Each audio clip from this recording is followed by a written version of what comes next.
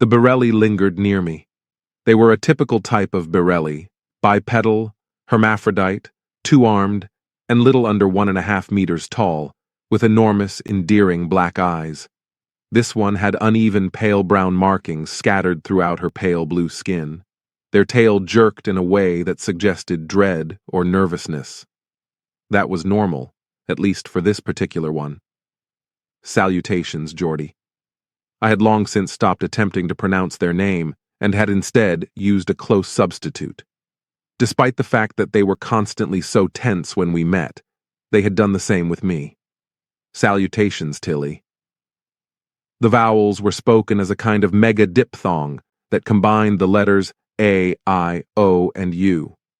I'm happy you could make it. The embassy guard, or me specifically? I inquired. They flicked their tail even more. Always a pleasure to be in your company, but I'm glad to see you here in armed uniform to keep us safe, along with the other guards. Do you believe there could be a problem? They declared, there are many who do not want to see this treaty finalized. As they approached, their tail encircled my ankle.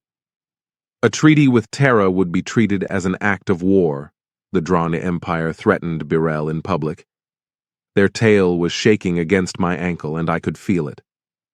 Geordie, you're safe here. I'll see to it that way. I touched their shoulder with a hand. Do you really believe that if Birel has the support of the Terran Union, Drogni will attempt an attack? It wouldn't surprise me, even though I think it would be foolish of them. They unwound their tail, took a half step back, and appeared to realize they had my ankle. I apologize for my tail's inappropriate behavior. My eyes met their large gaze. It's all right. Why do you always feel so uneasy in my presence? Grabbing their tail, they raised it to face them. I want to find someone like you because you are so big, have terrifying weapons, and I find you to be attractive and pleasant to talk to. They lowered their voice to a whisper, to parent with. I grinned. I now understood that they were actually crushing on me, as I had suspected. Although adoption is always an option, don't you think we should at least go on a date first? I have no idea why I said that. Was I being serious? To mess with Geordie's feelings and harm them would be the last thing I would want to do. The more I considered it, the more I began to believe that perhaps I was serious. I knew, at the very least, that Geordie was more complex than Birelli's adorable puppy aura. Natalia, please submit. My thought was interrupted by a voice on the radio. No traffic, west entrance. I radioed back. Geordie's keeping me company. Look straight ahead. In 5 minutes, the presidential motorcade will reach the south entry. The Birelli delegation will arrive at the West Garden landing pad in 7 minutes. Prepare to lead them to the banquet hall. Geordie is able to assist with that. Yes, sir.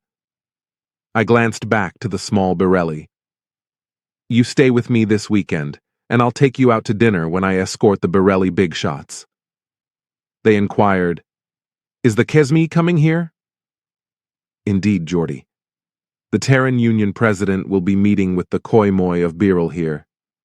I spoke the name of the Birel leader's office as most people would have sounded it because I was unable to enunciate its peculiar vowels.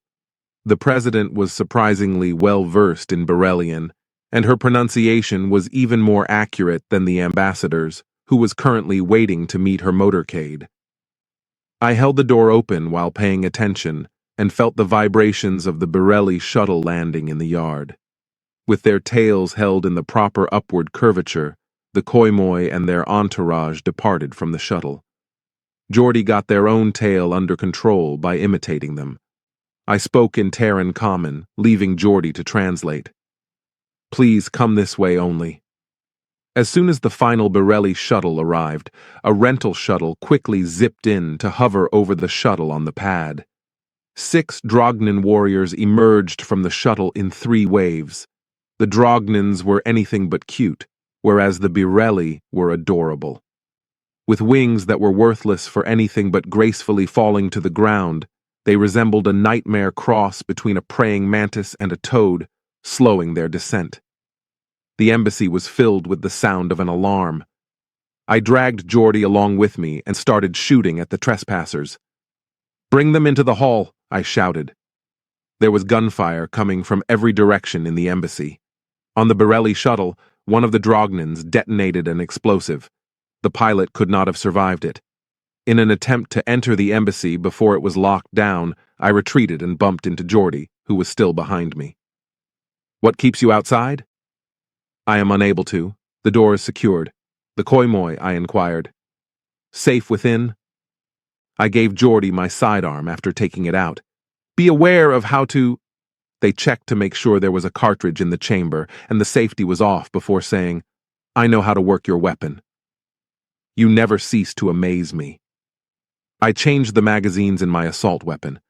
I had 32 bullets left before I ran out. Making each shot matter, I whispered to myself. The Drognans were hiding their movements with the fire and smoke from the shuttle, but we were able to take cover in the open space right in front of the recessed doorway. To my amazement, Geordie had scaled the vine trellis next to the entryway and was positioned above me, scanning with their large eyes, which were positioned to have a far wider range of vision than ours. I heard their tail tapping on my left shoulder, so I quickly swung my rifle in that direction to aim at the silhouette emerging from the smoke. Geordie took a shot, and I heard him swear. We eliminated 7 Drognans with their eyes and my reflexes before my radio finally crackled to life. Friends, crossing the wall, and entering the West Garden. "Relax," I responded with a radio. "Drognan troops in the West Garden, hidden by smoke. Roger, Natalia. We're not going to shoot at the door. Look for cover. Here we come." I shoved Geordie against the door, pulled him off the trellis, knelt down, and covered his body with mine.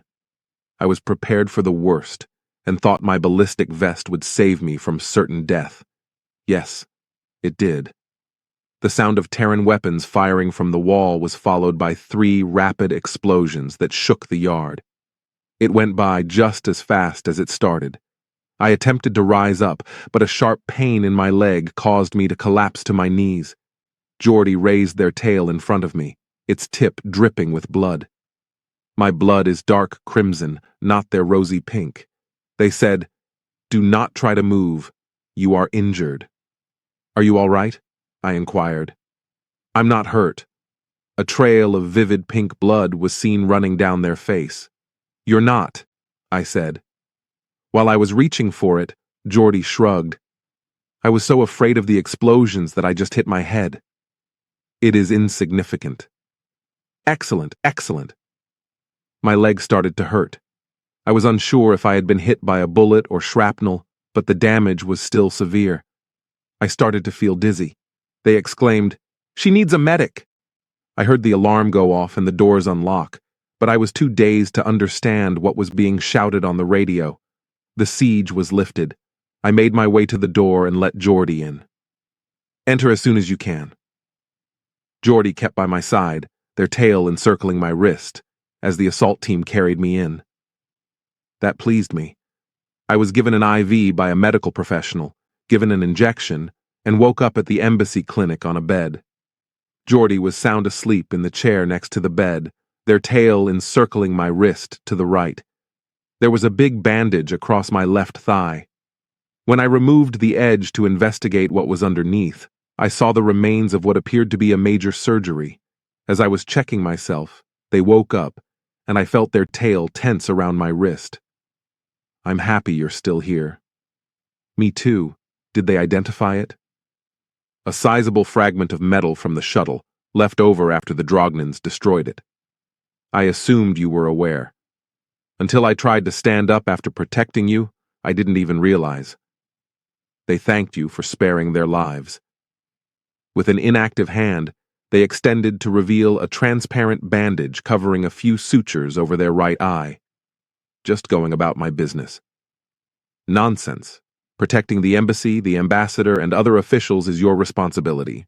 You are not a caretaker." I took hold of their hand. "Well, starting now, I'm going to make it my job. I would hate to see you go. As a colleague, or—" They gradually stopped talking. "As a minimum, as a buddy." As we proceed, we'll find out more. Seem reasonable? I inquired. A great deal more so. Where's the dinner I'm taking you to? You're not. They said, I'm bringing you to my house so I can make you dinner. I tried to stop them, but they persisted. I've been working on my Terran cooking skills. I'm hoping you enjoy it. Why am I unable to take you out to supper? Because the doctor advised you to rest and avoid using that leg for a minimum of 1 week. Geordie gave me a list of directions and dates after removing their communication pad. Until your pre-arranged first appointment for physical therapy. Geordie, wow. Where is the source of this immense confidence? Through you, they uttered. You are stronger, hold a more prestigious job, and are a far better fighter than me. But you didn't laugh at me or turn me down right away. That plus the fact that I briefly believed I would lose you permanently. I had the same thought, I replied. Okay, first date at your house, you certainly move quickly. They stated, second date. I found the first to be a little too exciting. I laughed, and then I stopped. I wonder if the Drogna Empire and we are at war right now. Regarding the terrorist attack, your president and the Kaimi released a statement together. When the Emperor condemned the attack by unknown terrorists dressed as Drogni palace guards, he was acting wisely. To know all that so quickly, you must have good connections around here, I remarked. They gestured towards the wall-mounted screen with their tails. News from Terran.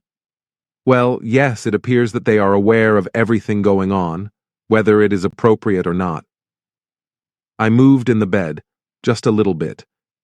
How about you lay down here and cuddle with me, and use some of that newly discovered confidence?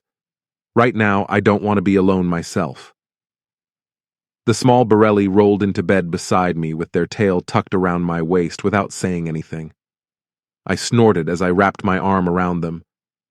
After the first date, I usually don't share my bed, but this time I'll make an exception. They questioned, what about after the second? When you're bold, aren't you cheeky? I gave them a tail pat. Yes, for you. That doesn't imply that we will act immediately. My goal is to keep you near. They said, you should be sleeping anyway. Yes, I am. And knowing you're here and safe makes me feel so much more at ease.